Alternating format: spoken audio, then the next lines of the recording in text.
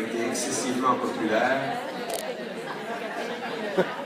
On remercie les 4 personnes. Alors, si on continuait,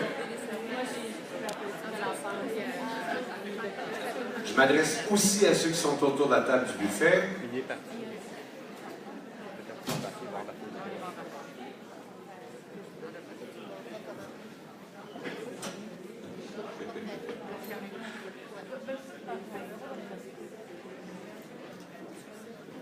Si vous ne vous asseyez pas, je vais vous raconter ma vie.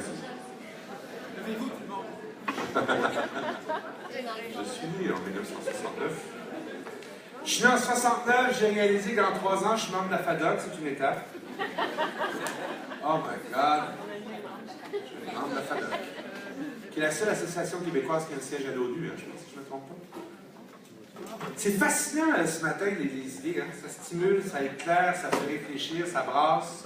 C'est comme avoir des adolescents, c'est vraiment la même affaire. Moi, j'ai 3 adolescents, 14, 16 et 18 ans. Mon 16 ans s'en va sur ses 42, là. C'est fascinant comment il a compris la vie. Alors, on va poursuivre avec Mme Érika Duchesne. Érika Duchesne est conseillère municipale, responsable des dossiers reliés au développement social, à venir présenter la politique de l'enfant de Montréal et les défis de la métropole. Êtes-vous loin, Mme Duchesne? Bonjour, venez, venez, venez.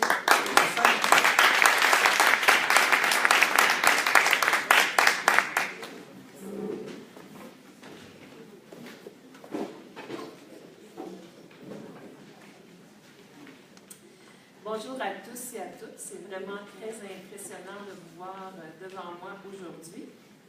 D'entrée de jeu, je veux mettre le titre de ma présentation en contexte. Je veux vous assurer que nos défis à Montréal ne sont pas plus difficiles ou plus gros à relever que ceux des plus petites municipalités. Ils sont simplement différents.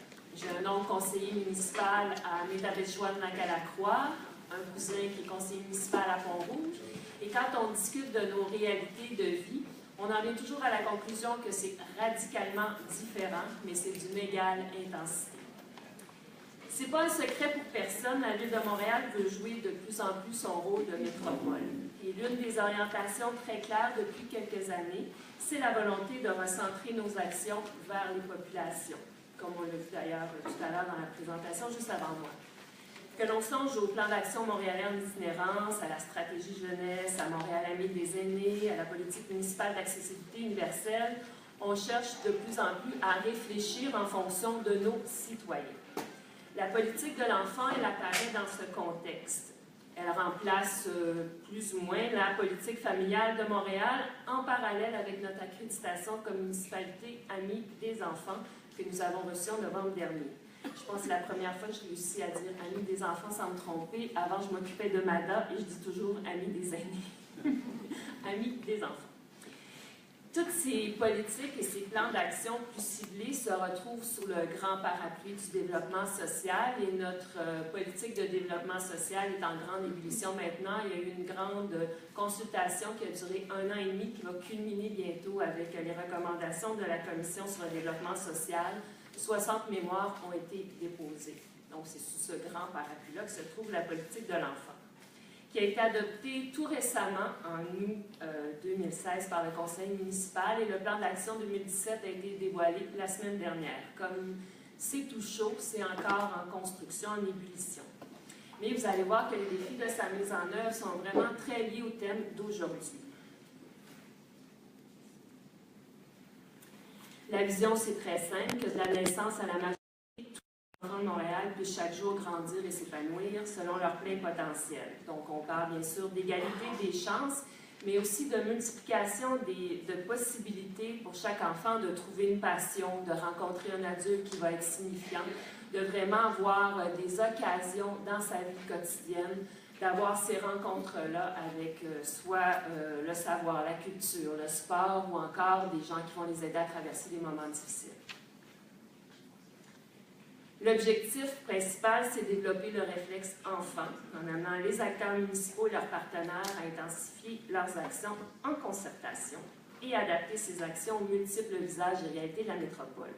Pour nous, il est clair que ce réflexe enfant-là, il doit être présent d'abord et avant tout dans la ville, dans nos services, en amont des projets, dans chacune de nos décisions. Donc, c'est une nouvelle façon de penser le développement de la ville. Je suis allée trouver ma super carte qui est très laide. Je n'ai pas eu le temps d'en trouver une plus belle. Mon PowerPoint a été fait très rapidement.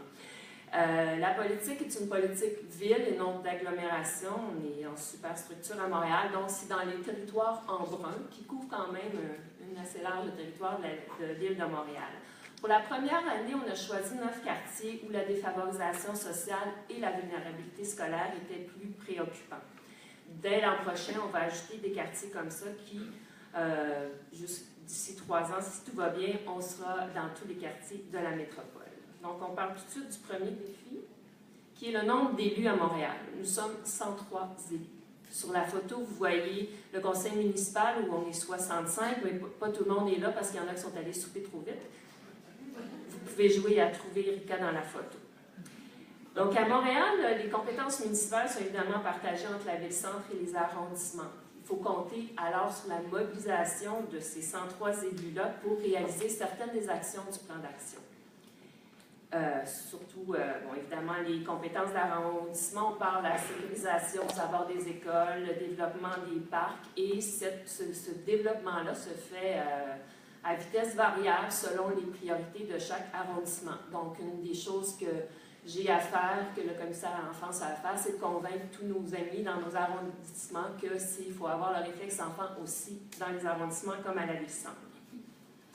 De plus, chaque élu est vraiment très près des besoins de son quartier. Ils ont donc tous des revendications tout à fait légitimes et pertinentes pour tous les coins de Montréal. Donc, légitimes et pertinentes, certes, mais fort nombreuses. Donc, c'est déjà là un défi important, parce que chacun a des besoins, chacun voudrait voir son organisme soutenu, des choses comme ça. Donc, on a beaucoup de demandes qui arrivent tout en même temps. Il y a plus de 300 000 enfants de moins de 17 ans à Montréal. C'est beaucoup la politique, c'est de 0 à 17 ans. Et près de 30% de ces jeunes Montréalaises et Montréalais vivent dans des ménages à faible revenu. Cette seule statistique, 30% de nos enfants, est un argument suffisant pour la mise en place d'une politique dédiée spécifiquement aux enfants et aux adolescents de la métropole. Il y a bien sûr à Montréal tout le volet de l'immigration. Il y a 100 nouveaux arrivants qui débarquent chaque jour à Montréal. 85% d'entre eux vont y rester. Donc c'est une réalité avec laquelle il faut composer. Une réalité qui a des défis, mais aussi un apport extraordinaire. Les jeunes Montréalais décrochent aussi davantage que ceux du reste de la province. Mais ici, je veux rappeler sur une note positive ce que Réseau Réussite Montréal nous a appris lundi, c'est qu'on a déjà atteint l'objectif ministériel de 77 qui était pour 2020. Nous sommes à 70 de taux de diplomation. Donc, le travail de tous et chacun à Montréal commence à porter ses fruits et c'est extrêmement motivant. Chaque quartier à Montréal est différent et dans la défavorisation, on a des enclaves qui sont particulièrement préoccupantes. C'est souvent même physiquement des quartiers qui sont enclavés par soit des chemins de fer, des autoroutes, et où il y a une densité de population grande. Je vais vous donner quelques chiffres juste pour illustrer un peu cette réalité-là. J'ai choisi Montréal-Nord parce qu'ils sont en train de faire un grand travail sur un plan de jeunesse intégré, de lutte à la pauvreté, et ils ont fait un beau portrait de leur situation qui est assez préoccupant. La circonscription fédérale de Bourassa, qui est en fait à peu près les limites de l'arrondissement, est la circonscription la plus pauvre du Canada. Pas du Québec, pas de Montréal, du Canada. Et dans Montréal-Nord, 42% des familles sont monoparentales. On parlait tout à l'heure de 30% de nos enfants qui vivent dans des foyers à faible revenu. Chez les 0-4 ans à Montréal-Nord, c'est 46%. Donc, tous ces chiffres-là, évidemment, nous motivent tous les jours à chercher à rendre la vie meilleure pour tous ces enfants. Donc, que ce soit ces défis-là liés aux conditions socio-économiques, aux obstacles inhérents à l'immigration, la nécessité d'agir le plus tôt possible auprès des enfants, comme je suis certaine que vous le savez tous, nous sommes à la Ville de Montréal très conscients de ça.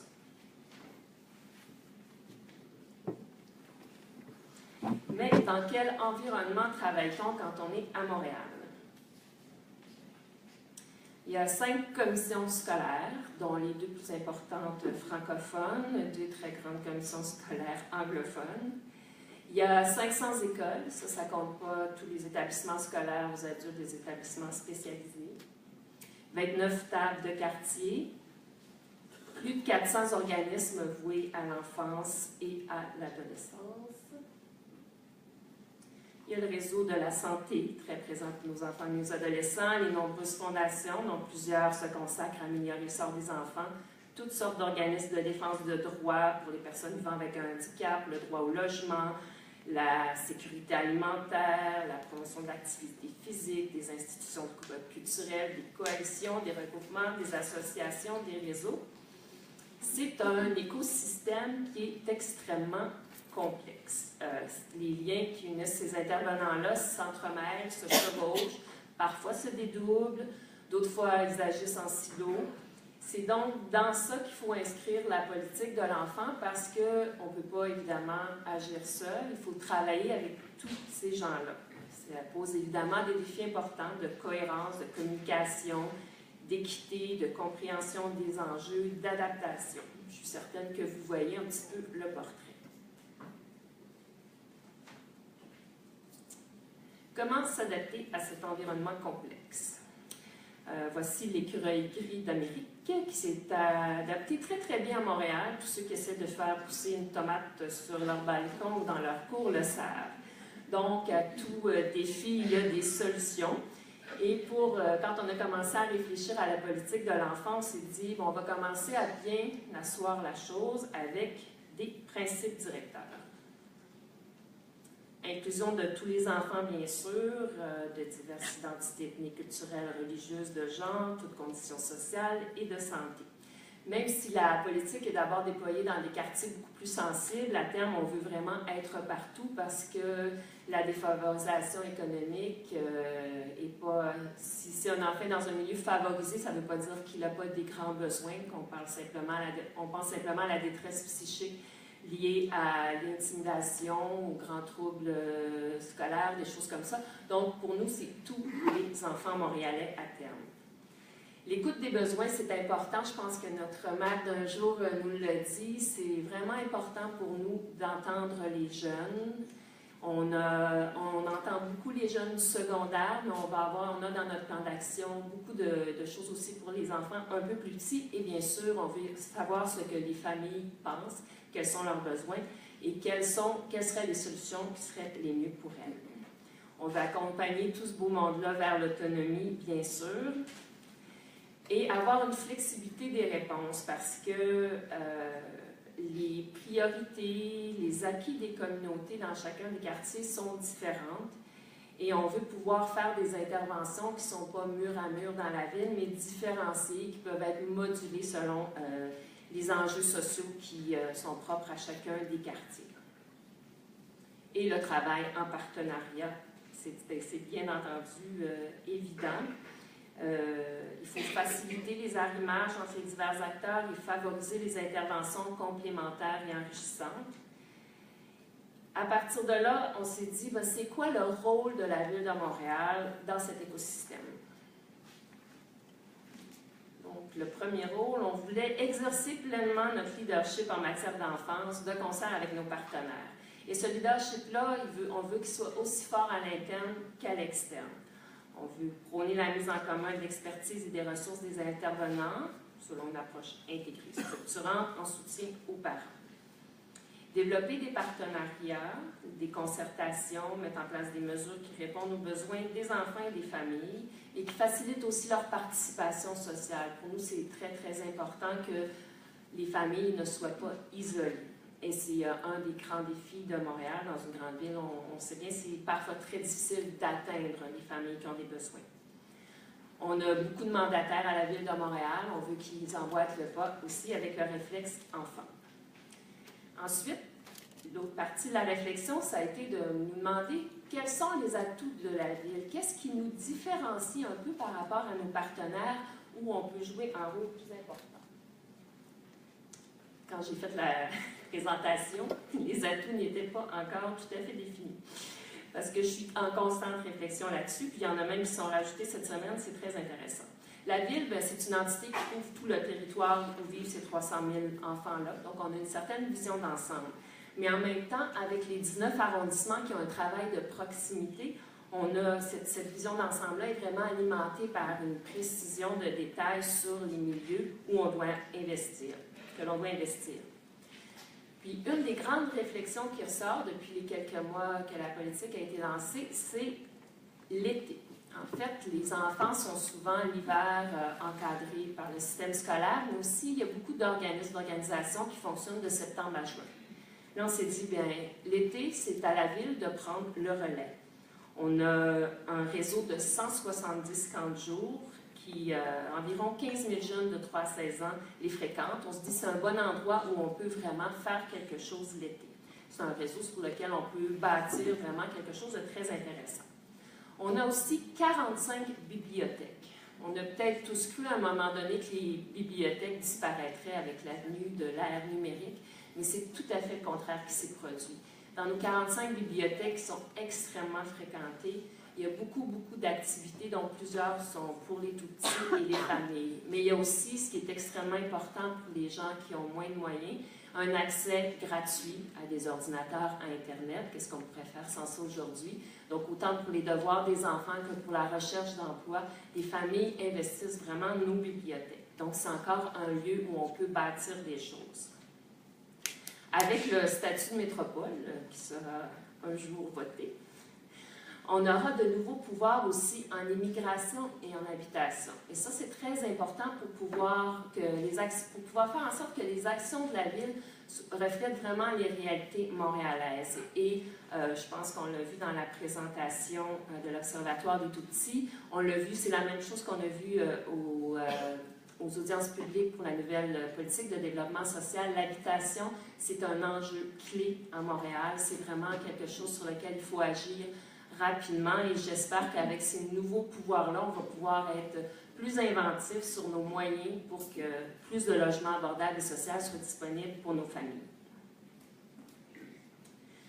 Nous avons 5 axes d'intervention. Je vais passer à travers le plan d'action est bien sûr pour les 0-17 ans, mais pour la journée aujourd'hui, j'ai relevé quelques actions du plan d'action qui concernent les tout-petits et aussi quelques exemples de concertation et de partenariat.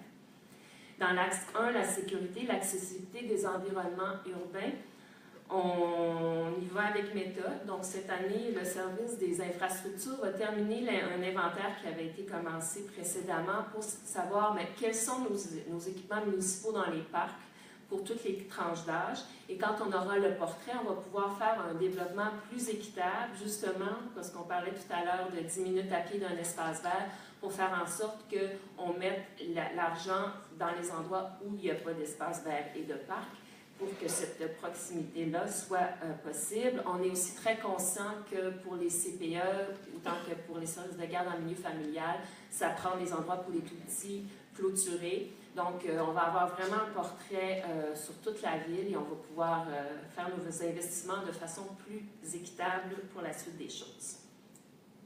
Dans l'axe 2, la saine alimentation et la sécurité alimentaire, dans le plan d'action 2017, qui est juste 2017 justement parce qu'on a encore beaucoup de choses à travailler, c'est pas encore là, mais il y a une grande réflexion évidemment pour le soutien des cuisines collectives, d'autres actions qui vont aider les familles à mieux s'alimenter. Mais il y a aussi un bouillonnement, je dirais, dans la société montréalaise en général, de plusieurs organisations qui sont en train de réfléchir à cet enjeu-là, et Montréal participe à toutes ces réflexions. Et il y a des projets innovants qui vont voir le jour dans les mois à venir, sinon dans l'année à venir. C'est vraiment un dossier qui est à suivre. Dans l'axe 3 de la persévérance scolaire et de la réussite éducative, notre premier objectif s'adresse aux tout-petits et on veut contribuer à réduire le pourcentage d'enfants de la maternelle qui sont vulnérables dans au moins un domaine de la maturité scolaire. Donc, on a bonifié nos programmes de motricité où un organisme va dans les organismes familles des quartiers, dans les bibliothèques pour proposer des ateliers aux parents. En partenariat avec la Direction régionale de la santé publique, nous allons soutenir le grand rendez-vous montréalais « Comment vont-nous tout petits » qui aura lieu éventuellement en 2018. Nous participons à la concertation régionale de la petite enfance. On a signé récemment un partenariat avec Réseau Réussite Montréal pour la persévérance scolaire, mais à l'intérieur de l'entente, on a mis aussi une enveloppe pour l'éveil à la lecture et la promotion de la lecture tout au long de la vie de l'enfant jusqu'à 18 ans, en fait jusqu'à 20 ans, c'est ce que je trouve tout. En tout cas, je ne sais pas pourquoi c'est 0-20 ans, mais c'est 0-20 ans. À la Ville de Montréal, des fois c'est 17, 35, 12, 20 en tout cas. Donc la lecture pour nous c'est important et ça commence tout petit, donc on est content de cette initiative-là. On va aussi faciliter l'abonnement à nos bibliothèques directement dans les écoles, chez les écoliers de première année, première secondaire. On espère par ça, en plus du petit écolier et de l'étudiant, que celui-ci peut-être amène ses parents, ses petits frères et sœurs à la bibliothèque. Donc, c'est une façon d'aller chercher les familles, encore une fois. On va appuyer aussi des initiatives locales comme celle qu'a mentionnée ma mère Parenteau, évidemment, de son sommet pour la persévérance scolaire. Ça nous fait très plaisir. Il y a beaucoup d'actions. En fait, je dis toujours, je commence habituellement avec ça, mais là, je suis rendue pas mal plus au milieu, ou même proche de la fin. Dans la ville, il se fait énormément de choses pour les enfants. Et avec la politique de l'enfant, on veut pas, c'est pas on prend un budget sur quelque chose qu'on fait déjà, puis non, c'est on veut faire plus, on veut prendre les bonnes choses dans chacun des arrondissements, puis peut-être les essaimer dans les autres. Donc, on souhaite que l'initiative verdinoise fasse des petits dans les autres arrondissements. Dans l'axe 4, qui est un axe important pour la ville, l'accès à la culture, au sport et aux loisirs, on a beaucoup de programmes, évidemment, pour les enfants du primaire et du secondaire, mais on a aussi commencé des collaborations avec des grandes institutions culturelles comme le Musée des Beaux-Arts, le partenariat des quartiers des spectacles, parce qu'il y a des obstacles logistiques, parfois, à la venue des familles. On pense au quartier des spectacles, quand il fait chaud, il fait chaud, il n'y a pas d'ombre nulle part. Donc, on réfléchit parce qu'il y a des développements au centre-ville à faire en sorte que, OK, là, c'est beau, votre plan est beau, c'est magnifique, mais quand une famille, ça fait 1 heure qu'elle est au soleil, elle veut aller à l'ombre, est-ce que vous avez pensé à ça? Est-ce qu'il y a des toilettes accessibles? Donc, dans la planification même des grands projets au centre-ville, on commence à introduire l'enfant. En tout cas, je m'introduis dans les réunions, c'est certain. Donc, avec ces grands partenaires-là, qui offrent beaucoup pour les enfants et les familles, on va encore plus faciliter l'accès à la culture. On a aussi, on va avoir un programme d'éveil musical où là, on a choisi d'aller directement dans les HLM, où il y a une densité d'enfants qui est toujours impressionnante, et aussi dans les organismes familles, c'est pour les 1-5 ans. Notre dernier axe, est-ce que tu m'as montré? Je n'étais pas très attentive. C'est bon, 2 minutes, c'est bon. C'est le dernier axe, après on ira plus vite. Les familles et les communautés. Ça, c'est un axe où on a quelques actions villes, mais où on va surtout faire appel aux arrondissements. Donc, la politique est dotée d'un budget de 5 millions par année. Il y a 1 million cette année qui va être redistribué c'est bien mélangeant, aux 8 arrondissements qui abritent nos 9 quartiers, parce qu'on a un arrondissement qui a 2 quartiers. Parce qu'on pense que les mesures pour le soutien des familles directement, c'est mieux que ce soit les arrondissements qui fassent, parce que ce sont les arrondissements qui sont le plus en contact avec les organismes du milieu. Donc, c'est la décision qu'on a prise. Donc, c'est ça, 5 millions. C'est une politique sur 10 ans, qui va être actualisée aux 5 ans. Un budget annuel de 5 millions, comme je l'ai dit, et que, comme je dis toujours, minimum. On va faire des représentations parce qu'en grandissant sur toute l'île, ça va nous prendre plus de budget, évidemment. Il y a eu un souhait du maire à l'annonce de la politique de l'enfant qu'on nomme un commissaire à l'enfance, un peu comme on a fait pour le protecteur à l'itinérance, donc quelqu'un qui a vraiment comme mandat dans l'institution de défendre les enfants, de défendre un réflexe enfant. Donc, le commissaire est à l'abri des aléas politiques, donc lui, il va pouvoir poursuivre l'œuvre, la mise en place des plans d'action tout au long des années. Il va pouvoir s'assurer sur le terrain, est-ce qu'il y a des lacunes, est-ce qu'il y a dans certains coins, on a oublié un axe, par exemple, qui est moins soutenu. Donc, lui, il va avoir ce rôle-là sur plusieurs années qui va être très intéressant. On a nommé aussi un responsable politique et administratif pour la suite des choses. Et comme c'est une nouvelle aventure pour la Ville de Montréal, on souhaitait d'être accompagné aussi par des chercheurs, donc un groupe de 5 chercheurs du CRIEM qui penche actuellement sur les façons dont on va faire le suivi en continu et le bilan de notre nouvelle politique de l'enfant. Je ne sais pas si vous l'avez. Ah, voilà. Vous trouverez sur le site de la Ville, évidemment, notre nouveau plan d'action et la politique en elle-même. Et si vous avez des questions, je suis peut-être la première qui va recevoir des questions. Je vous invite à les poser. On est tellement éloquent et clair qu'il n'y a pas de question.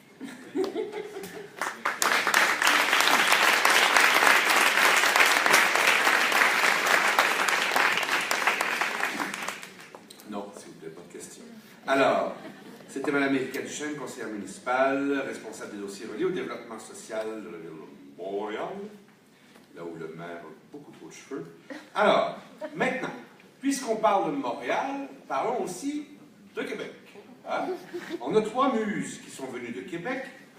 Alors, la première, Mme Chantal Gilbert, conseillère municipale, responsable des dossiers reliés au développement social de Québec, muse numéro 1. Muse numéro 2, Mme Sylvie Fournier, directrice du Bureau du développement communautaire et social. Et muse numéro 3, Mme Odette Morneau, coordonnatrice de Commune Action 050 dans les quartiers Saint-Sauveur et Saint-Roch. Elles vont venir nous parler de la place de l'enfant à la Ville de Québec. Comment voulez-vous fonctionner, mesdames? Comme ça? Un seul micro? Oui. D'accord.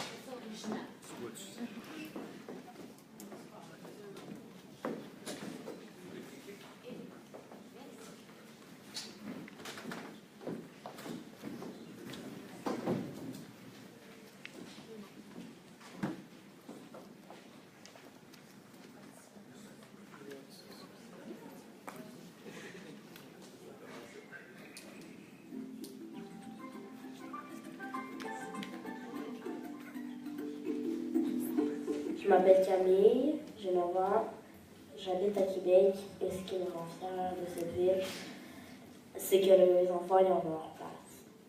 C'est très important pour les tout petits d'apprendre à se faire des amis. Je pense que la ville de Québec sait que les arts ont un rôle à jouer dans le développement des plus petits.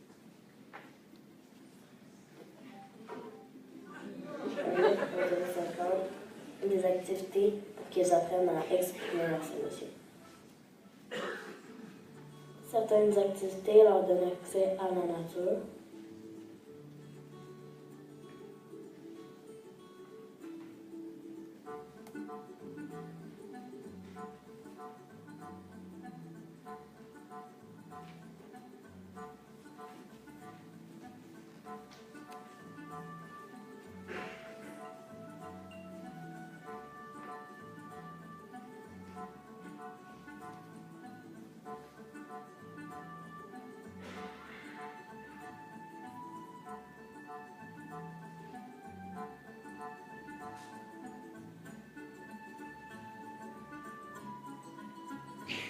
Ma petite sœur, elle a besoin de dessiner et de côtoyer des gens pour se sentir bien. Et je trouve que tous les enfants ils ont droit d'avoir tout ce de faire ce qu'ils aiment. De nombreux organismes à Québec défendent les droits des enfants et ça c'est important. Ici Francisco Yacial, en direct de l'Hôtel de Ville. Et nous venons d'assister à la deuxième rencontre du Conseil municipal des enfants. Saviez-vous que Québec contient 6 arrondissements? Non, mais par contre, je savais qu'il contient 35 quartiers. la Ville de Québec s'assure que tous les enfants de 0 à 5 ans, mais aussi jusqu'à 17 ans, se développent dans les meilleures conditions. Je suis fière de vivre à Québec. Je suis fière d'y être parce que tout le monde est accepté.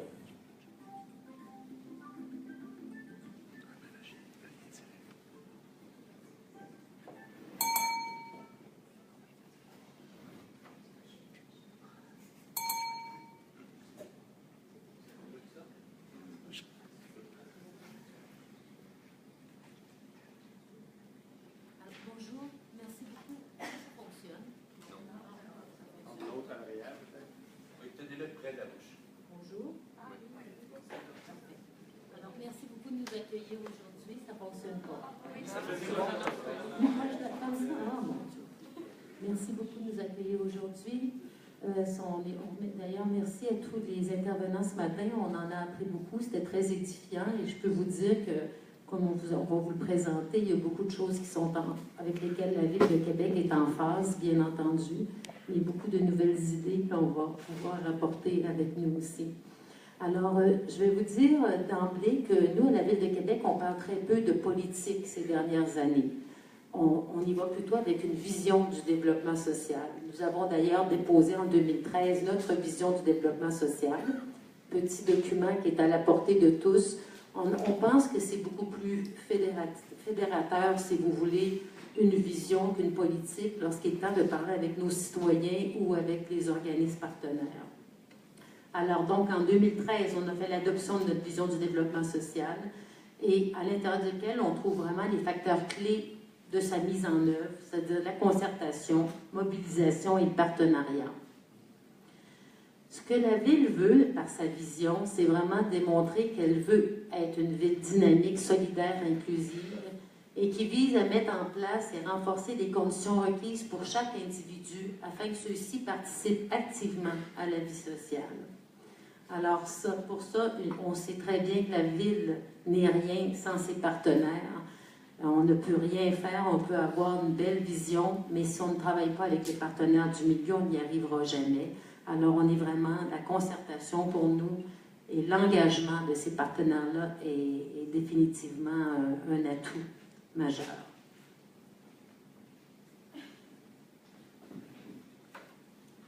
Alors, dans cette vision du développement social, on a 10 axes d'intervention qui touchent les différents aspects de la vie des familles et des enfants. Excusez-moi, moi, ça ne me convient pas. Je vais prendre mon document. Alors, on a 10 axes d'intervention qui touchent les différents aspects de la vie familiale et des enfants, qui contribuent surtout à construire un tissu social permettant aux enfants, et notamment aux tout-petits, vu qu'il en est question aujourd'hui, de naître et de grandir en santé et en sécurité, de développer leur plein potentiel et de devenir des citoyens participants et constructifs.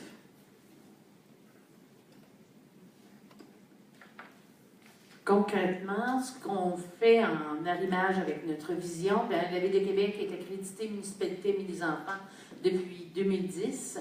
On a aussi une politique de reconnaissance harmonisée qui s'applique à l'ensemble du territoire depuis peut-être 1, 2, 3 ans, qui reconnaît et soutient.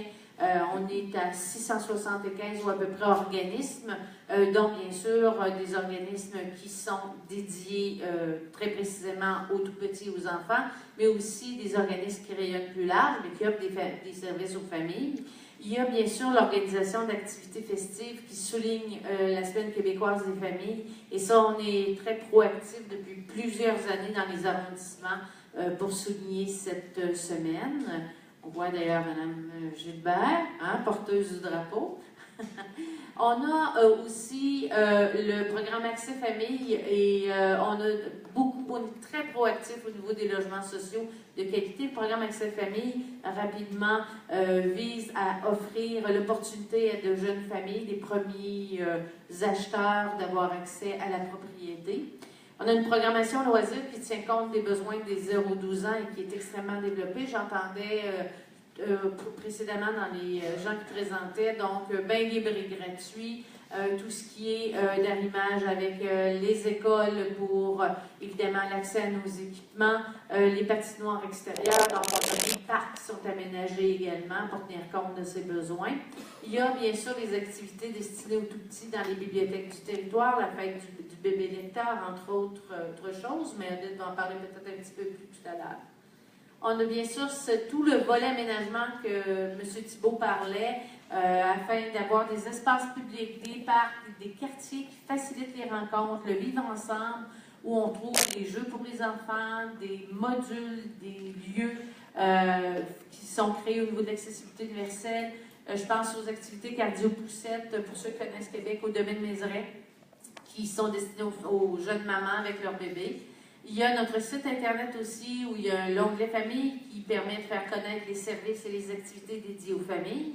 Et bien sûr, nos réseaux, les principaux grands réseaux du RTC qui sont maintenant accessibles aux personnes à mobilité réduite, mais où il y a un impact évidemment direct. Tout à l'heure, je vois M. Thérèse qui en parlait. Là, il y a cette transversalité, je peux dire, où bien sûr, ça a un impact très important pour les jeunes familles avec les poussettes et des personnes aussi, les aînés à mobilité plus réduite qui sont accessibles également.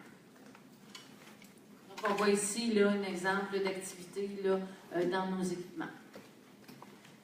Je vais passer la parole à Mme Gilbert pour voir ce qui nous distingue comme ville. Bon, ce qui nous distingue, entre autres, je vais vous parler d'une ville intégrée, le penser et agir universellement parlant, c'est que nous avons mis en place une table de concertation en accessibilité universelle. Et cette table de concertation-là, elle est de plus en plus importante dans la ville et il y a des organismes, bien sûr, qui travaillent auprès des jeunes à mobilité réduite ou des personnes en difficultés diverses, des personnes aînées. Maintenant, nous avons même fusionné une table de concertation pour les aînés avec la table de concertation en accessibilité universelle. Et ça nous permet vraiment d'avoir une approche très, très intégrée de tout ce qui se fait comme nouveaux équipements municipaux. Et à cet effet, d'ailleurs, je vais vous donner un exemple. Ici, c'est le centre Le Bourgneuf. Et nous avons gagné beaucoup de prix avec ce centre-là en tant qu'accessibilité universelle. Et je vais juste vous raconter une petite anecdote. Vous voyez le petit comptoir de droite ici. Au départ, c'était vraiment un comptoir pour des personnes à mobilité réduite. Et dès la première journée de l'ouverture de ce centre-là, on s'est rendu compte que tous les petits-enfants de 0,5 ans et même plus se dirigeaient naturellement vers ce comptoir-là et ils sont encore maintenant persuadés qu'on leur a fait un comptoir. Alors, c'est sûr que maintenant, lorsque l'on va parler d'aménagement de centres communautaires, de centres sportifs ou quoi que ce soit, on va parler du petit comptoir pour les enfants parce qu'on va toujours mettre un comptoir pour les enfants. Alors ça, si on arrive à avoir des résultats comme ça, parce que tous les services de la ville maintenant sont complètement intégrés dans le processus de conception et de réalisation de tous nos équipements municipaux. Alors, on a un plan d'action 2017-2020, bien entendu, s'appelle Québec, une ville pour tous. Et c'est toujours avec cette approche-là d'inclusive et de transversalité pour l'accessibilité universelle, qui est d'ailleurs beaucoup plus large à la ville de Québec que juste de l'aménagement physique. L'accessibilité universelle, ça comprend beaucoup plus l'enjeu, que l'on retrouve d'ailleurs dans notre vision du développement social. Juste pour compléter, l'approche qu'on a adoptée au niveau de l'accessibilité universelle, au niveau de la ville, le prochain plan va s'appeler d'ailleurs un plan d'action en accessibilité universelle pour les personnes ayant des incapacités et les aînés, parce que quand on pense accessibilité universelle, on voit tout de suite les impacts sur les différentes clientèles. On sait qu'on a l'obligation, comme ville de 15 000 habitants et plus, de produire ce plan-là, mais on voit qu'on ne touche pas uniquement que les personnes qui sont à mobilité réduite, on a aussi des impacts sur nos familles. Et chose très importante, c'est que maintenant, le volet accessibilité universelle est intégré dans l'alignement stratégique de la ville sous le volet qualité de vie urbaine. Donc, ça rejoint aussi un petit peu ce que M. Thibault disait ce matin. Donc, ça veut dire que l'ensemble des unités administratives de la ville sont sensibilisées et impliquées dans le processus d'élaboration du plan d'action et ont des comptes à rendre pour voir dans leur façon de faire comment ils intègrent dans la conception d'environnement, l'adaptation des environnements existants, mais aussi au quotidien dans l'agir au niveau universel.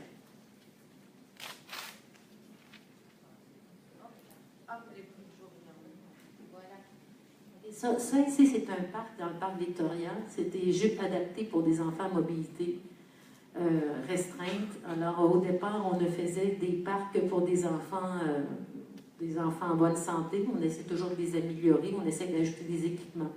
Mais nous avons à 2 endroits dans la ville de Québec, c'est assez récent. C'est vraiment des jeux pour des enfants qui ont certaines incapacités.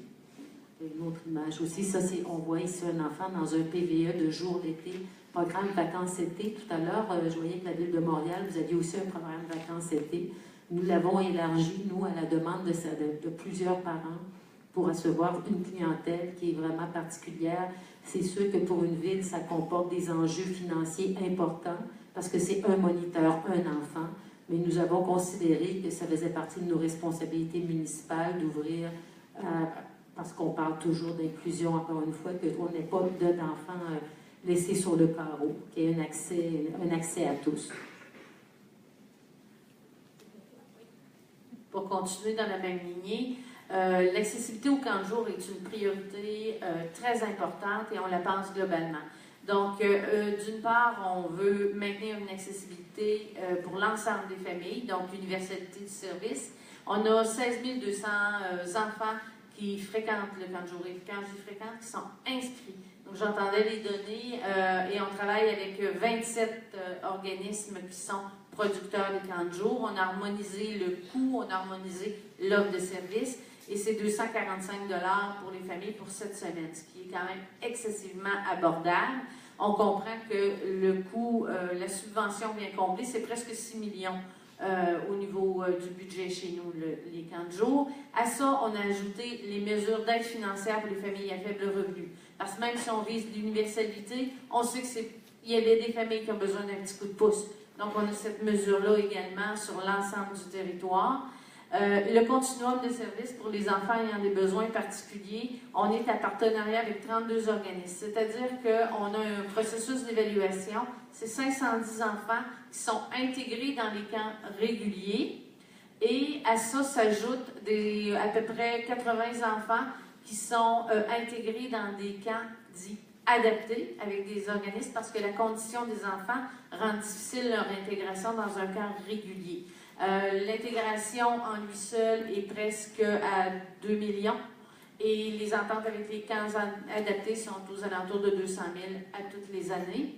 Et aussi, on a une préoccupation pour nos familles, personnes migrantes, nouveaux arrivants, où il y a des activités de sensibilisation, de formation des moniteurs et d'accompagnement des familles, surtout les gens qui viennent d'arriver chez nous, pour s'assurer que les enfants s'intègrent dans des groupes le plus rapidement possible. Et là, on atteint plein d'objectifs. On comprend intégration des enfants, des familles, francisation le plus rapidement possible et bien sûr réussite scolaire parce que quand les enfants rentrent à l'école, ils ont déjà le groupe d'amis et ils sont déjà en mouvement.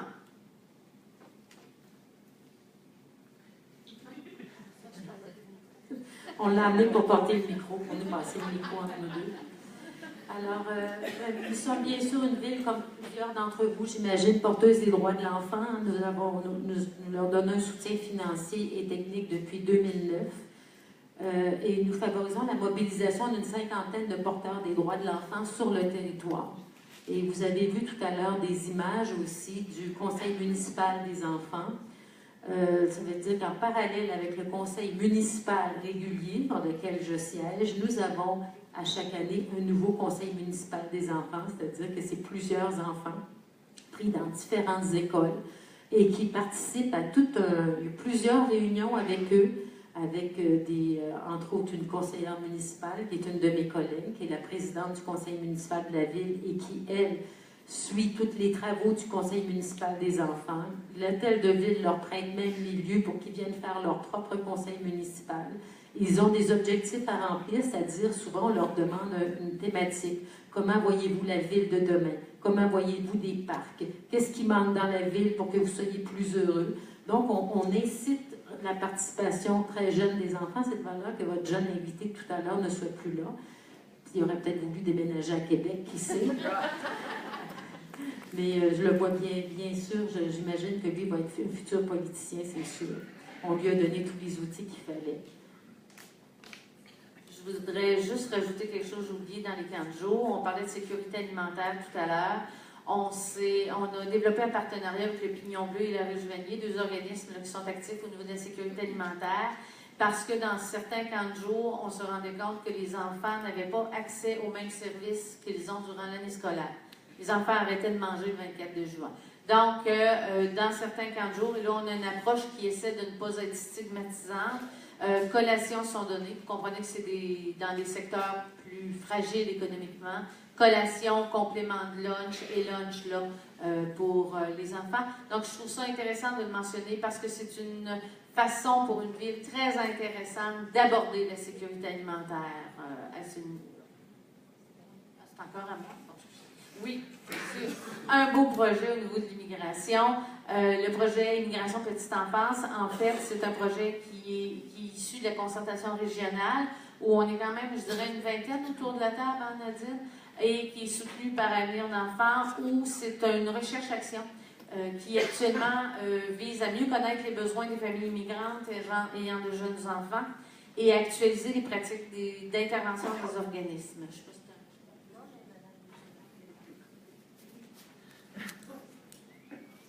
ça, je suis très contente de l'amener aujourd'hui. C'est notre nouveau bébé à la Ville de Québec. Alors, si on me donnait 20 minutes de plus, je pourrais vous en parler, mais je doute qu'on me le donne.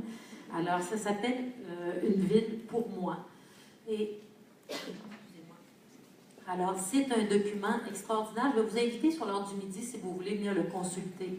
C'est un document qu'on a fait vraiment avec et pour les organismes qui s'occupent des communautés culturelles. Oui, et j'aime ça parce que dans ce guide-là, on a intégré différents éléments d'information par rapport à ce qui nous a été présenté dans le portrait au niveau de l'Observatoire, portrait des jeunes, des problématiques qui sont vécues, où on a évidemment intégré certaines données pour justement sensibiliser les familles migrantes à certains aspects. On parle qu'il y a des différences culturelles, mais il ne faut jamais oublier que le processus migratoire est un événement aussi qui peut être très difficile et traumatisant pour les familles et que la structure familiale peut être bouleversée dans ces changements-là. Donc, c'est aussi un guide qui est destiné principalement aux intervenants pour soutenir les familles migrantes et les informer sur la communauté d'accueil. J'ai le micro. On voit une activité qui se déroule à la résidence du Centre multiethnique de Québec. Alors, c'est des activités qu'on offre dans les milieux. Comme une action, c'est un regroupement de 35 partenaires soutenus par Avenir d'Enfants. Les partenaires se mobilisent pour offrir collectivement des activités. Ici, il est bien intégré, il y a déjà son bonhomme du carnaval. La photo d'après, c'est les jeunes musiciens du monde qui offrent des activités de musique et des veilles musicales dans les HLM et à la résidence du Centre multiethnique. C'est mon tour. Ah non, c'est pas Excusez, désolée. Une chose qui nous distingue aussi, et ça aussi on en est très fiers, c'est que comme Ville de Québec, on a un programme de soutien financier à la mission de base au niveau des centres communautaires qui sont des partenaires majeurs au niveau de la petite enfance, qui travaillent beaucoup avec Communaction aussi. Et c'est 10 centres communautaires de loisirs et c'est quand même 2,5 millions de soutien à la mission de base pour justement l'approche milieu de vie qu'ils privilégient et qui desservent aussi majoritairement dans des secteurs qui sont plus défavorisés. Et il y a aussi des investissements financiers importants qui sont en cours pour la construction de 4 centres communautaires dans lesquels on veut avoir une offre de loisirs qui sera destinée aux familles également. Pour la Ville de Québec, ce sont 8 regroupements locaux de partenaires soutenus par Avenir d'Enfants, donc établis dans les quartiers les plus défavorisés de la ville. C'est au total près de 200 partenaires mobilisés dans 12 secteurs de la ville. C'est près de 16 000 enfants rejoints par les actions. Totalise 100 actions offertes par les différents partenaires qui chiffrent à plus de 700 000 $ par année. La majorité des actions sont faites directement auprès des enfants, ou bien dans les développements de compétences et l'amélioration des infrastructures, mais aussi beaucoup de soutien dans les développements des pratiques au niveau des intervenants dans les milieux. Pour Communaction, parce que nous, on est un de ces regroupements locaux, on a eu la chance d'être choisi projet pilote municipalité et tout petit, une alliance gagnante. C'est pourquoi on est ici aujourd'hui, pour vous parler de notre concertation puis de notre mobilisation. On travaille en partenariat directement avec la ville et les organismes du milieu. Communaction, c'est une table de 35 partenaires, la bibliothèque, les organismes communautaires, le CLSC, les organismes communautaires, familles, les centres de loisirs, les écoles, les centres de la petite enfance. On a un plan d'action concerté de 28 actions qu'on mène de front en collaboration. C'est aussi un comité de parents, la voix des parents. On a un comité de parents mobilisé depuis 2012 qui varie toujours entre 8 et 12 parents. Ils nous ont fait part de leurs priorités comme parents, de leurs enjeux, de leurs défis. Et à partir de leurs priorités, Communaction, on a fait notre plan d'action avec eux. Ils ont d'ailleurs une place, 2 sièges réservés à la table de mobilisation. Fait que les parents de la voix des parents délèguent 2 parents qui viennent s'asseoir à la table avec leurs enfants.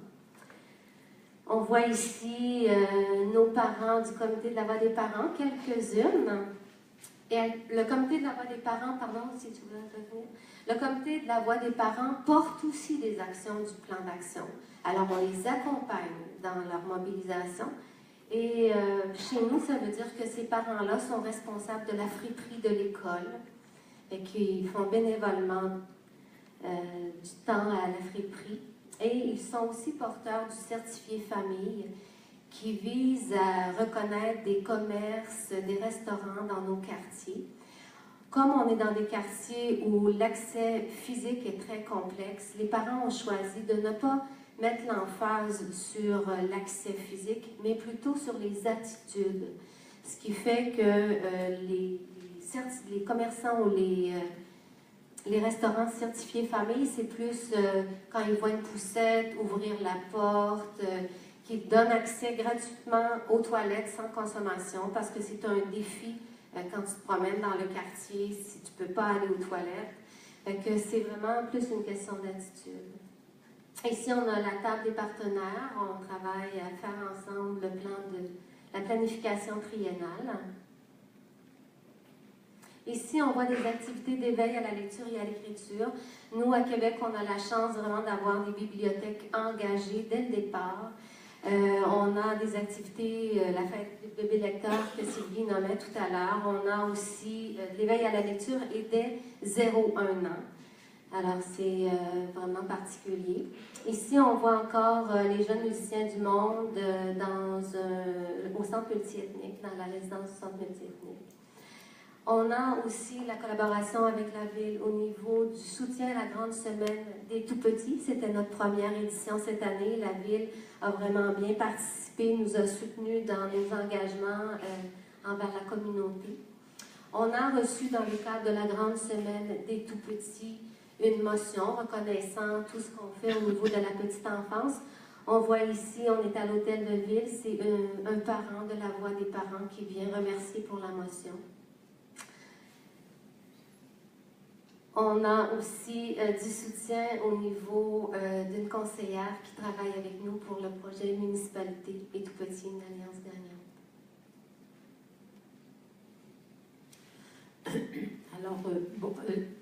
Alors, on vous a donné un aperçu de ce qu'on faisait concrètement à la Ville de Québec. On vous l'a imagé aussi le plus possible pour être capable de mettre en valeur un petit peu toutes nos actions. Mais bien entendu, on considère qu'on est qu'on a encore beaucoup de choses à faire, on a encore beaucoup de choses à apprendre. Alors maintenant, on veut faire vraiment des pas, on veut continuer à avancer, on veut continuer à améliorer nos pratiques. Alors, c'est pour ça qu'on est vraiment, encore une fois, on s'adresse toujours à nos partenaires dans ce temps-là pour leur demander qu'est-ce qu'on peut faire de plus, qu'est-ce qu'on peut faire de mieux, quels sont les sièges vides pas occupés, à quel endroit nous avons failli dans le passé et comment on peut aller plus loin ensemble. Alors, ce qu'on a dit, c'est faire plus et faire ensemble. Réserver un siège petite enfance au comité d'universalité dont on a parlé tout à l'heure, d'accessibilité universelle, pardon. Consulter et impliquer les parents du comité de la voix des parents. Consolider le partenariat dans les plans d'action des regroupements locaux. Par exemple, on est à mettre des zones 0,5 ans dans les événements municipaux. L'animation dans les parcs, on en a parlé, c'est un défi l'été pour les familles. Aussi, on a un projet magnifique qui est Petite enfance en forêt urbaine, que vous avez vu dans le clip, un projet d'éducation par la nature. Et je vous laisse la dernière phrase. Faire de la petite enfance une préoccupation sociale partagée par tous les acteurs et tous les citoyens de la Ville de Québec. Merci beaucoup.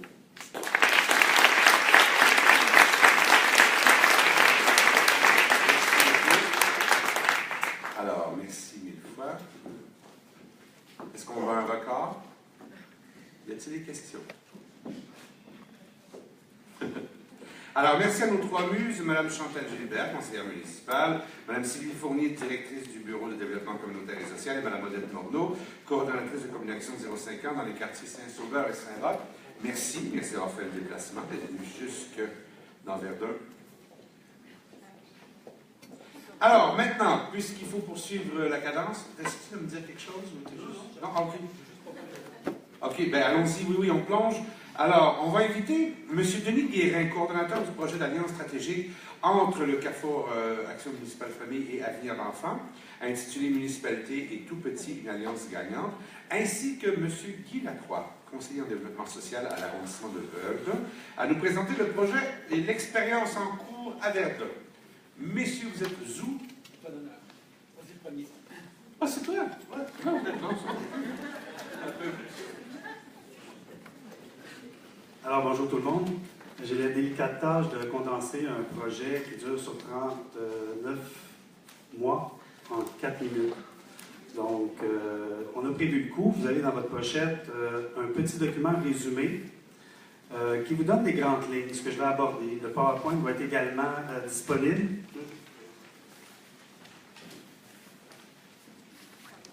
Le PowerPoint va être également disponible sur Internet, donc pour les contenus, je vous invite à les référer. Mais je veux quand même parler de deux petites choses. C'est un projet d'alliance stratégique avec Avenir. C'est un projet d'accompagnement, d'apprentissage, de partage et de transfert de connaissances. L'important de savoir, c'est que ce n'est pas un projet de recherche, ce n'est pas un projet qui va aboutir à une recette unique. Ça, c'est très important. Il y en a deux. Mais je vais vous laisser lire les mots. Moi, je vais plutôt m'attarder à ce que je vois devant moi. Ce que je vois devant moi, c'est le témoignage concret de ce que c'est le projet. C'est la réunion de plusieurs acteurs. C'est ça. Si on a un résumé, l'objectif même, vous regardez autour de vous et vous voyez ce qu'est le projet. Donc, on le fait dans l'ensemble, mais on le fait également avec 6 milieux pilotes. On le fait également avec 6 milieux pilotes, dont Odette vient de mentionner à Québec. Ah. Je pensais que c'est moi qui fallait jouer. Donc, on est également dans 6 milieux. Tous étaient choisis pour leurs particularités, les défis, les enjeux. On apprend avec eux, on se trompe, on recule, on avance. C'est le propre des milieux pilotes et on adore ça. La présentation précédente, vous avez vu 3 personnes issues de 3 milieux différents, un élu, une personne de l'administratif et une personne du milieu communautaire. C'est aussi ça le projet. Je vais vous passer les grandes stratégies, mais je vais aller plus rapidement. Les grands apprentissages, je veux tout de suite, ça crée une amorce avec la présentation de Guy qui va suivre. le projet Municipalité Amis des enfants. On est après développer une nouvelle approche, une approche qui va tenter de mobiliser l'ensemble des acteurs d'une communauté. Dans sa facture actuelle, Municipalité Amis des enfants, c'est un programme qui est essentiellement municipal. Ce qu'on veut tenter, c'est de le collectiviser, que les acteurs du milieu adhèrent à cette démarche-là. Donc, ça devient une approche plus concertée et intégrative. Je vais faire quelques précisions avant de laisser la parole à Guy concernant ce projet Municipalité Amis des enfants. Actuellement, ce qu'on se fait dire, c'est qu'il y en a déjà 37 municipalités Amis des enfants. Ces 37-là nous ont dit, nous, notre accréditation, qu'est-ce qui va en devenir? Soyez rassurés, MAE est là pour durer dans sa version actuelle. La nouvelle approche ne viendra pas remplacer MAE qui se vit actuellement dans 37 municipalités. Puis non seulement ça, mais la nouvelle approche qu'au début on appelait CAE, Collectivité Amis des enfants. Mais on essaie de voir comment on pourrait, que ce soit une intégration à MAE sans donner l'impression qu'on a deux accréditations. Et c'est là notre défi présentement. On veut faire une accréditation avec un choix où est-ce que la municipalité, et ça demeurera toujours une démarche municipale, mais que la municipalité se donne le choix d'aller vers MAE ou d'aller vers une approche plus intégrative avec ses acteurs. Mais il y en a déjà qui le font. C'est ça qu'on se fait dire. Donc, les MAE qui sont actuellement actives, ben, il y en a qui nous disent on l'a déjà fait selon une approche collective. Donc, préservez ça. Puis, des fois, levez la main, puis c'est le fun d'aller vous voir, puis voir comment vous avez fonctionné également dans vos milieux. Donc, je ne prends pas plus de temps, je vais laisser la parole à Guy, qui va suivre. Merci.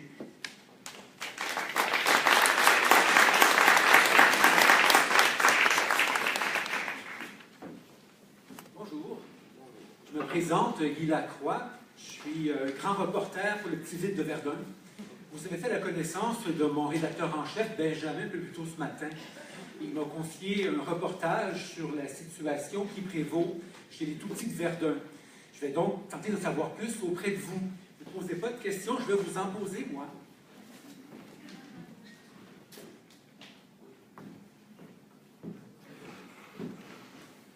Est-ce qu'il y a des verres du doigt dans la salle?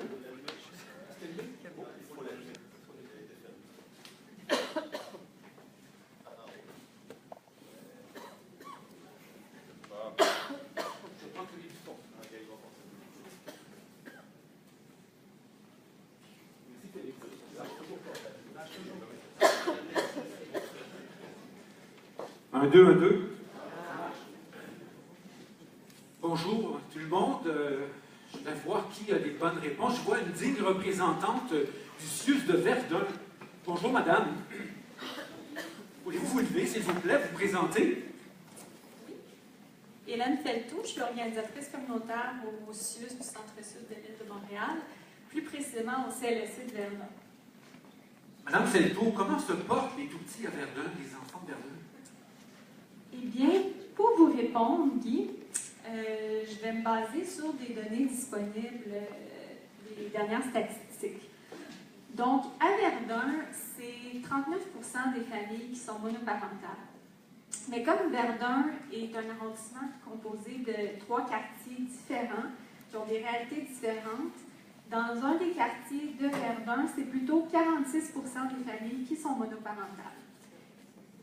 Également, selon l'enquête sur le développement des enfants à la maternelle, c'est 36% des enfants du territoire du CLSC de Verdun qui, à leur entrée à la maternelle, sont vulnérables dans au moins une des sphères de leur développement. J'ajouterais aussi que Verdun est un des territoires à Montréal qui a le plus faible taux de CPE par rapport au nombre d'enfants.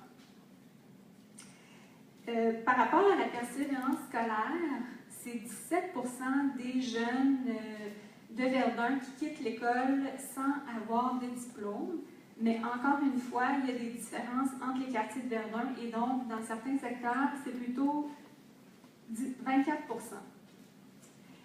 Et je conclurai en parlant un peu de la communauté anglophone de Verdun qui a maintenant la réalité qu'elle doit travailler à chaque année pour assurer la survie des écoles de quartier.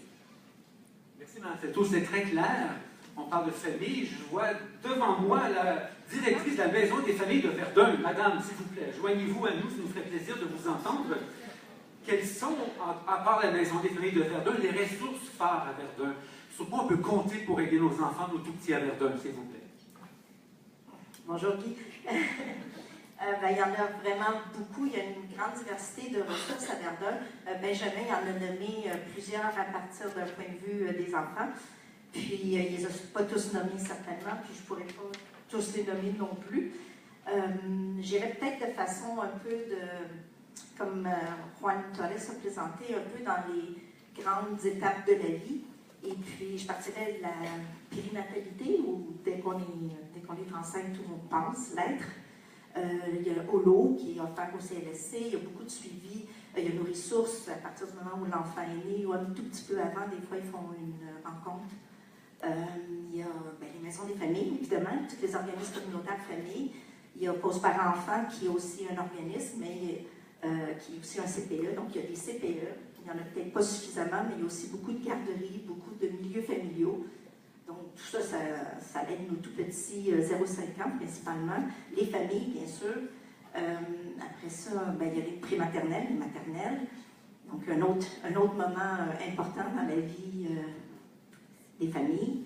Il y a, mon Dieu, il y en a tellement. Les écoles primaires, secondaires, parce que les enfants, ils grandissent. Puis il y a des services aussi pour les enfants d'âge scolaire, donc toujours ensemble, entre des jeunes. C'est des services beaucoup autour de l'école. Il y a, mon Dieu. On va parler de pause par enfant. Qu'est-ce que c'est? Pause par enfant, c'est 2 volets. Donc, c'est un CPE, c'est 2 CPE, en fait, c'est 2 installations, mais c'est aussi un organisme communautaire famille. Donc, c'est un service de garde un peu avec des périodes de répit, avec des demi-journées ou des pleines journées, des samedis, ils appellent ça des répits samedis, je pense, mais je ne me rappelle plus du nom exactement, mais ils ont des répits de fin de semaine, des répits de samedi. Donc, c'est vraiment un service un peu différent ou diversifié par rapport au CPE traditionnel de 6 h le matin à 6 h le soir. C'est ça. Très complet. Merci. Merci beaucoup. Merci, Mme Brouillard. On a 3 minutes par question, alors je vais me résumer. J'ai peut-être une autre intervenante clé à Verdun, la coordonnatrice de la table de concertation famille de Verdun, Mme Pointel. Bonjour Rachel, comment allez-vous? Bonjour Guy, bonjour tout le monde. Alors, comme le disait Daniel, effectivement, il y a énormément de ressources à Verdun, comme dans beaucoup de quartiers. Et ce qui est important, ce qu'on a souligné depuis ce matin, c'est que la concertation, c'est au cœur de nos actions. Donc, tous ces organismes, les écoles primaires, les CPE, les maisons de la famille, tous les organismes qui travaillent en petite enfance, parce qu'en fait, on est une table de concertation famille, mais on est axé sur le 0,5 ans. Tous ces organismes connaissent très très bien le milieu, connaissent les parents, les tout petits, travaillent avec eux depuis longtemps, se concertent, travaillent ensemble, et c'est dans cette optique qu'on voudrait devenir une collectivité amusante. Ben voilà, pourquoi avez-vous décidé de suivre, d'embarquer dans la démarche qu'on appelle encore collectivité avec des enfants, CAE à Verdun? Quelles sont vos attentes par rapport à cette démarche, Mme Pointel? Alors, les attentes des membres de la table, c'est essentiellement qu'on nous écoute. On sait qu'on a une expertise terrain très importante. Les organismes connaissent, comme je disais tantôt, les parents, les enfants. Et souvent, les décisions se prennent à d'autres niveaux, au niveau politique, au niveau des autorités d'arrondissement municipaux, et des fois éloignées du terrain, alors que nous, on a une très bonne connaissance du terrain. Donc, nous, ce qu'on souhaite, c'est que les enfants, les parents, les familles soient vraiment au cœur des décisions, dans les réflexions, dans les prises de décision, et qu'ils orientent aussi nos élus au niveau politique. Donc, c'est vraiment de partir de la base, de travailler ensemble. On sait que l'arrondissement est représenté à la table famille et dans les différentes tables, la table jeunesse, la table de développement social, mais c'est de travailler encore plus loin ensemble pour faire des actions collectives.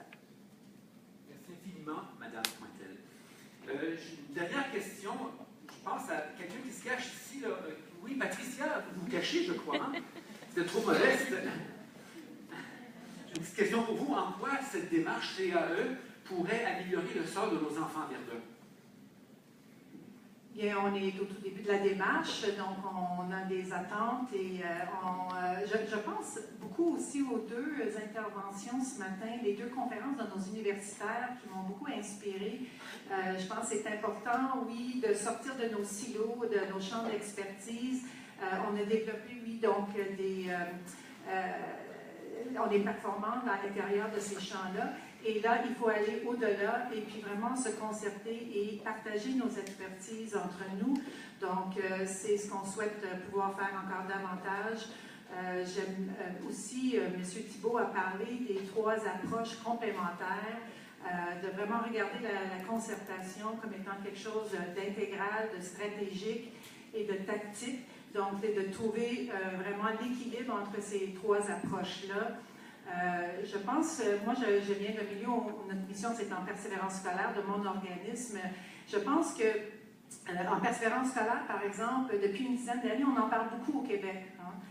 Jean-François Lapointe, je ne sais pas où tu es, là tu étais sur le comité de M. Ménard à l'époque, hein, et puis ça a créé un buzz, tout ce comité-là et ses recommandations au gouvernement au niveau de la persévérance scolaire. Je pense que pour les 0-5 ans, l'agir tôt, on est rendu là au Québec, ça nous prend absolument un buzz au Québec, il faut que ça devienne l'affaire de tous, il faut que ça comprenne tout le monde, il faut que ça soit inclusif, et puis ça prend donc vraiment cette volonté que tout le monde comprenne que c'est vraiment entre 0 et 5 ans que ça se joue beaucoup. J'entends des plaidoyers d'économistes comme Pierre Fortin qui parlent de l'importance d'agir tôt, et ça prend vraiment tous les acteurs du milieu, et pas juste ceux qui travaillent en petite enfance, mais tous les acteurs qui se mobilisent pour que ça devienne une priorité. Et c'est partie prenante de cet objectif-là, de travailler ensemble pour le bien-être des petits. Merci beaucoup, Mme Bossy. Les propos de nos 4 interviewés vont paraître dans le petit vide de Verdun, disponible dans toutes les bonnes librairies. Alors, je vous invite à le prendre à la sortie, donc pas tout de suite, mais on va vous le faire parvenir. Je vous remercie beaucoup pour votre attention.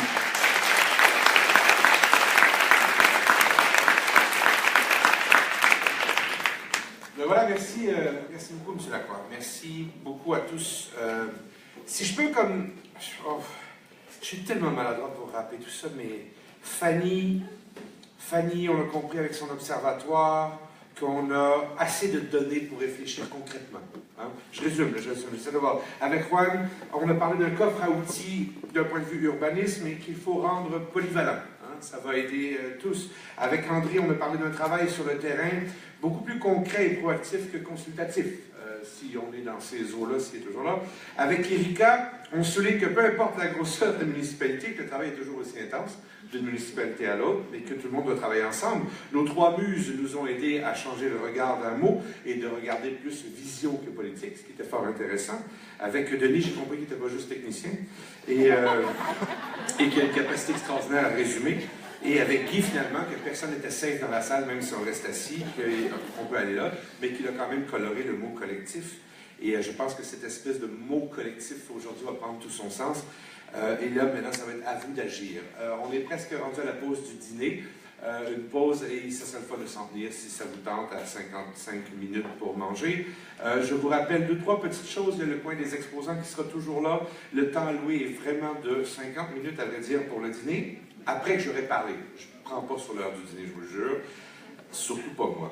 Je vous rappelle que la formule après-midi sera beaucoup plus dynamique, évidemment, parce que ce sont des cliniques interactives.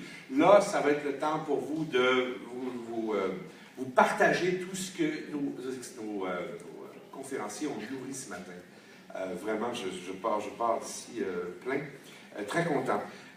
Quand j'aurai terminé, je vais vous demander de vous diriger vers le fond de la salle ou dans le corridor chez les exposants. Vraiment de libérer la première partie de la salle, puisqu'il y aura une reconfiguration de la salle pour l'après-midi. Donc, de prendre sur la table vos effets personnels, vos verres et tout ça, si vous voulez aider à débarrasser un peu, puis mettre de côté les bouteilles vides et tout ça. Ce serait fort apprécié. Après-midi, pendant la session interactive, il n'y aura pas de pause. Pas aucune pause. Pourquoi? Parce qu'on veut tous partir avant le trafic.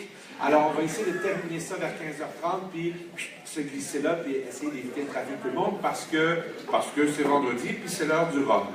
Alors, je vous mentionne qu'après-midi, c'est Isabelle Lisée qui va prendre la relève du Carrefour Action Municipale Famille. Vous dire merci, ce serait trop simple. Vous dire bonne journée, ce serait le meilleur souhait à faire. Vous dire que tout ça sorte, de tout ça ressorte le meilleur. Et je vous rappelle que nos Kenyans disent en Swahili, Arambe. Merci beaucoup, bonne fin de journée à tout le monde.